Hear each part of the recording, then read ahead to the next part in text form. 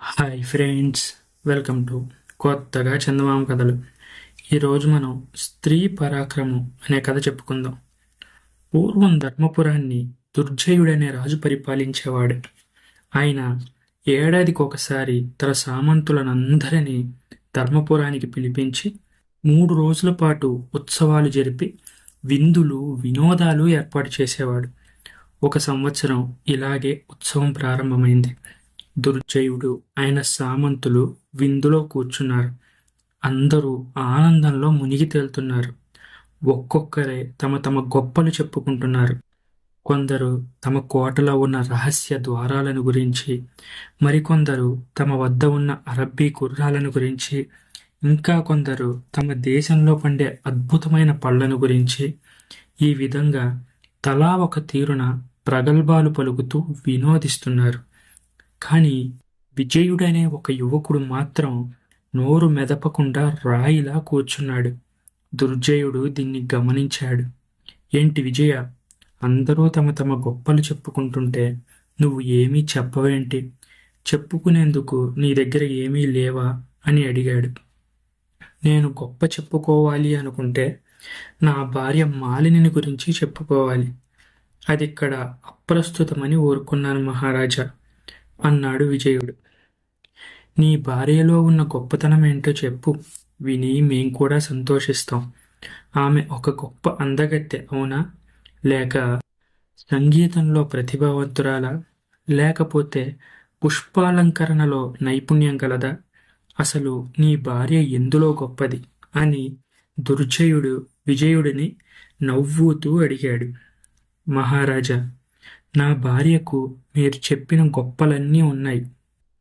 కానీ అన్నిటినీ మించి ఆమె అసాధారణ పరాక్రమవంతురాలు. కత్తి యుద్ధంలో గాని, విలువిద్యలో గాని, గదాయుద్ధంలో గాని ఆమెను ఎదుర్కోగలవారు ఎవ్వరూ లేరు అన్నాడు విజయుడు. ఇంతమంది యోధుల మధ్య అంటున్నావు, కాస్త యోచించి మరీ మాట్లాడు అని దుర్జనుడు రోషంతో అన్నాడు. మహారాజా, ఈ సామంతుల మాట ఎందుకు? తమరు కూడా నా భార్య ముందు ఎంతోసేపు నిలబడలేరు. ఇది ఏమాత్రం అతిశయోక్తి కాదు అన్నాడు విజయుడు. దుర్జయుడికి బాగా కోపం వచ్చింది. వెంటనే ఆయన తన భటులను పిలిపించి, ఈ దుర్మార్గుణ్ణి వెంటనే పట్టుకుపోయి పాతాళ గృహంలో బంధించండి, జొన్న రొట్టెలు తినిపించండి అని ఆజ్ఞాపించాడు. విజయుడు చేసేది లేక రాజాజ్ఞ ప్రకారం అంధకార కూపంలోకి ప్రవేశించాడు. తనకు తిరిగి విముక్తి ఎప్పుడు లభిస్తుందా అని విచారించసాగాడు. ఈ లోపల విజయుడి భార్య మాలిని తన భర్త కోసం ఎదురుచూస్తూ ఉంది. ఉత్సవాలు ముగిసినా అతను రాకపోవడం గమనించి ఆమె తన నౌకర్లను పంపింది. వారు తిరిగి వచ్చి మహారాజు గారు విజయుణ్ణి ఖైదు చేయించినట్లు తెలిపారు. వెంటనే మాలిని తన గుర్రాన్ని ఆయత్తం చేయించింది. తాను కవచాన్ని, శిరస్త్రాణాన్ని ధరించింది. తన కత్తి, ఇనుపగద, విల్లంబుల పొదిని తీసుకుంది. ఒక 100 మంది సైనికులను వెంటబెట్టుకొని గుర్రాల మీద ధర్మపురానికి వెళ్ళింది. నగరం వెలుపల డేరాలు వేసి శిబిరాన్ని కూడా ఏర్పాటు చేశారు.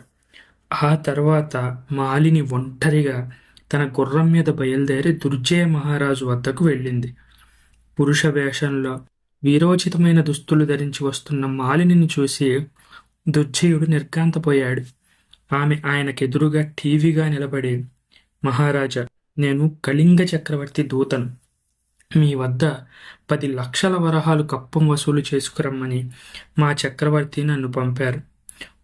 మీరు కప్పం ఇవ్వడానికి నిరాకరించే పక్షాన యుద్ధానికి సిద్ధమయ్యే వచ్చాం. 40,000 బలం గల మా సేన మీ నగరం వెలుపల విడిది చేసి ఉంది. కప్పం కడతారో యుద్ధం చేస్తారో వెంటనే తెలియజేయండి అన్నది. ఈ మాట వినగానే దుర్జయుడికి కాళ్ళు చల్లబడ్డాయి.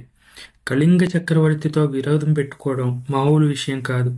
కప్పం కడదామంటే తన దగ్గర 10 లక్షల సొమ్ము సిద్ధంగా లేదు. యుద్ధం చేద్దామంటే 40,000 మంది గల సేనను ఎదిరించడానికి తాను సైన్యాన్ని సమీకరించాలి. ఇందుకు గాను తన సామంతులందరికీ కబురు పంపితే తప్ప అది సాధ్యం కాదు. వెంటనే సమాధానం చెప్పలేను. నాకు 3 రోజులు వ్యవధి కావాలి అన్నాడు దుర్జయుడు. ఒకందుకు మీరు సమ్మతిస్తే మీరు కోరినట్టు 3 రోజులు వ్యవధి ఇస్తాను.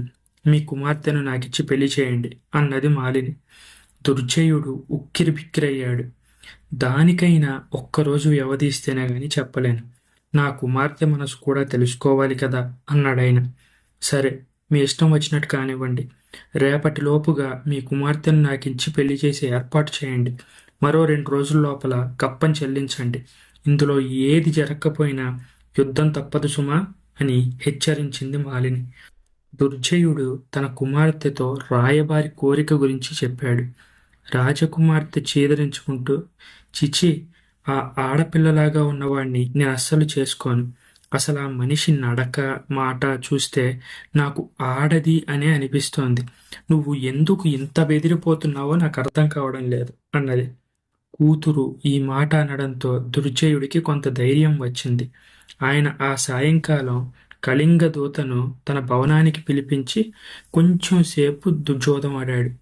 ఆడిన ప్రతి ఆటలోనూ దుర్జయుడు చిత్తుగా ఓడిపోయాడు. తరువాత ఇద్దరూ గుర్రాలెక్కి ఉద్యానవనానికి వెళ్లారు. అస్త్ర విద్యలో మీతో పోటీ పడాలని ఉంది. నేను చెప్పినట్టు చేయండి అన్నది మాలిని. ఆమె ఒకచోట కత్తి ఒకటి బలంగా పాతించింది. దానికెదురుగా ఒక బంగారు వలయం వెలగట్టించింది. మనం ఇక్కడి నుంచి బాణాలు వదులుతాం. బాణం వలయంలో నుంచి వెళ్ళి కత్తికి తగిలి చీలి 2 భాగాలు కావాలి అన్నదామె. దుర్జయుడు ఒకదాని వెనక ఒకటిగా 3 బాణాలు వేశాడు. వాటిలో ఒక్కటి కూడా వలయంలో నుంచి వెళ్ళలేదు. నేను వేస్తాను చూడండి అంటూ మాలిని తన విలుతాడు 2-3 సార్లు మోగించి అంబుల పొది నుంచి మంచి బాణం ఒకటి తీసి ఎక్కుపెట్టి చెవిదాకా లాగి వదిలింది. ఆ బాణం వలయంలో నుంచి వెళ్ళి కత్తికి తగిలి 2 చీలికలై పడిపోయింది. 2 చీలికలను తాసులో వేస్తే అవి 2 సమంగా తూగాయి.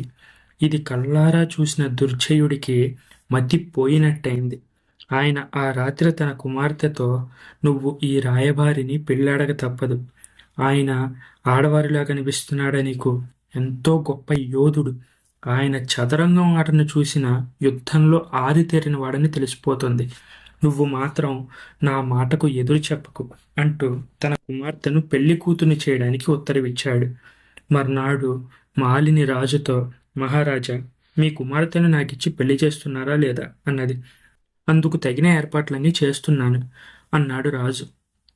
మాలిని తనలో తాను నవ్వుకుంది. అయితే మీకు కప్పం చెల్లించడానికి రేపటిదాకా గడువిస్తున్నాను. ఈలోపుగా నా చేతుల తేట తెరడానికి మీరు కానీ మీ రాజ్యంలో ఎవరైనా కానీ నాతో గదాయుద్ధం కానీ కత్తి యుద్ధం కానీ చేయగలరా, చేసి గెలవగలరా అని సవాలు విసిరింది.